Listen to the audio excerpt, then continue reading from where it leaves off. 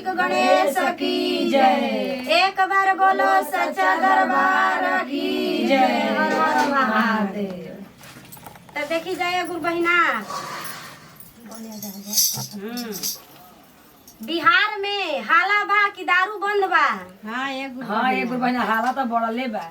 बिहार में हाला बा कि दारू बंद बा, लेकिन दारू बंद नहीं है। ऐसे आकि दारू बंद रही तो रोज कहीं ना कहीं घटना ना घटी। हाँ नहीं घटी। काहे कि इन साल में इतना मौत होता, एक्सीडेंट होता कि आदमी परेशान बने, कितना लोग के घर उजड़ गए दारू के लेके। हाँ दारू के लेके ना पीखा के मारा मारी काटा तो देखिए गुरु बहिना का कहताड़ी कैसे अरे कहे के त कहले गुरुजी दारू बंद भइले। अरे दारू बंद भइले। कहे के कहले गुरुजी दारू बंद भइले।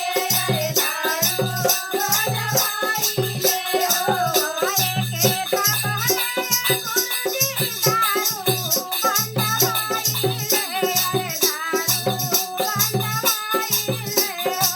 कहे के त कहले गुरुजी दारू बंद भइले।